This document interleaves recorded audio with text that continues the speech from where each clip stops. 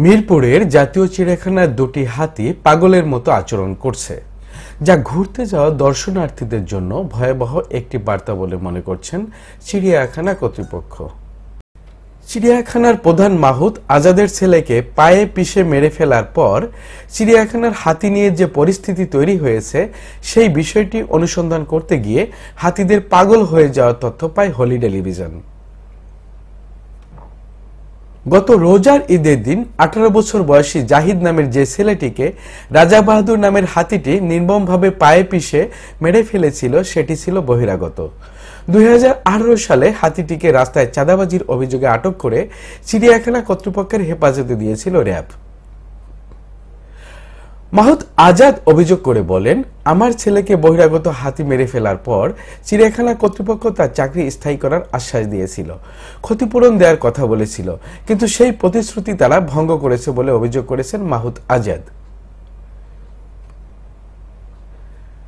চিড়িয়াখানার পরিচালক ডক্টর মোহাম্মদ রফিকুল ইসলাম তালুকদার অবশ্য প্রধান মাহুত আজাদের ছেলের মৃত্যুর ঘটনায় মর্মাহত। তিনি বলেছেন, ওই সময় তার অবস্থান থেকে যা বলা বা করা দরকার তাই তিনি করেছেন।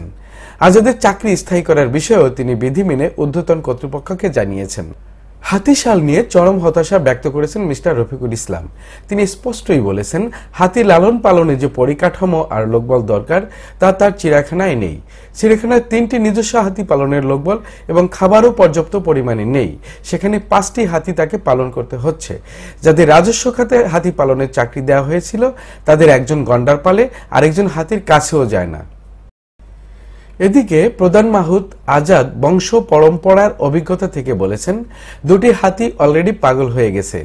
হাতির চোখের কোণের উপর পাশে যে ছিদ্র রয়েছে, সেখান দিয়ে ময়লার মতো বর্জ্য বের হলে বুঝতে হবে হাতির চরম মানসিক যন্ত্রণায় রয়েছে। হাতি পাগল হলে অস্বাভাবিকভাবে মাথা দোলাবে, চোখের রং আর দৃষ্টি বদলাবে। দুটি হাতির এমন আচরণ তিনি পর্যবেক্ষণ করেছেন। এটা হাতি পাগল হওয়ার লক্ষণ।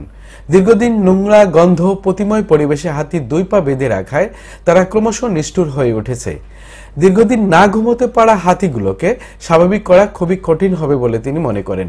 যদিও পরিচালক বলেছেন, খুব তাড়াতাড়ি হাতিগুলোকে প্রাকৃতিক পরিবেশে রেখে সুস্থ করা হবে। তবে হাতিশাল দর্শনার্থীদের জন্য কবে খুলে দেওয়া হবে তা তিনি এখনই বলতে পারছেন না।